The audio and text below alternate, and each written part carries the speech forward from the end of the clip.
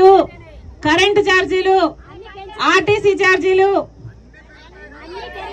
అన్ని పెరిగిపోయినాయి. అన్ని పెరిగిపోయినాయి కానీ మీకు ఇచ్చేది మాత్రం తగ్గిస్తున్నారు. అర్థమైతుందన్నా? మీకు ఇచ్చేది 100 రూపాయలు, మీ దగ్గర తీసుకుంటున్నది 1000 రూపాయలు. ఏమా ఇప్పుడు జగన్మోహన్ రెడ్డి గారు చెప్తున్నారు కదా, నేను బటన్ నొక్కుతున్నా మీకు డబ్బులు వేస్తున్నా అని. వచ్చేస్తున్నాయా తల్లి? ఆ డబ్బులన్నీ వచ్చేసి మీరు కూడబెట్టుకుని మీ బ్యాంకులలో జమ చేసుకుని బంగారు కొనుక్కుంటున్నారా లేదా? ఎవరు వేసుకోలేదు బంగారు? దాచి పెట్టుకున్నారా?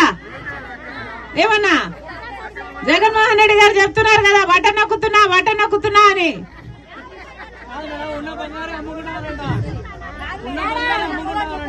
ఉన్న బంగారు అమ్ముకుంటున్నారు. అమ్మా, అప్పు లేని వాడు ఎవడైనా ఉన్నాడు ఈడ? అప్పు లేని వాడు ఎవరైనా ఉన్నారా? అర్థమవుతుందా తల్లి ఏం జరుగుతుందో?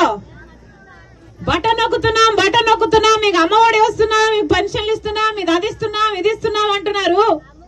ఏదైనా చేతిలో మిగులుతుందా? ధరలు, ఛార్జీలు అన్ని పెరిగిపోయినాయి కదా, ఏదైనా మిగులుతుందా? మీ చేతికేమో మట్టి చంపిస్తున్నారు, మీ దగ్గర నుంచి వెండి చెంబు తీసుకుంటున్నారు.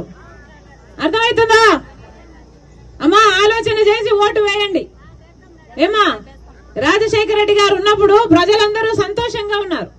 రైతులైతేనేమి, బిడ్డలైతేనేమి, చదువులైతేనేమి, ఉద్యోగాలైతేనేమి. ఆ రోజుల్లో ఎంతమంది మహిళలు పావులా వడ్డీకే రుణాలు ఇస్తే, ఎంతమంది మహిళలు చిన్న చిన్న వ్యాపారాలు చేసుకుని వాళ్ళంతకు వాళ్ళు వాళ్ళ కాళ్ళ మీద నిలబడ్డారు. ఉపాధి హామీ పథకం అయితే ఒక పండగలాగా జరిగింది ఆ రోజుల్లో.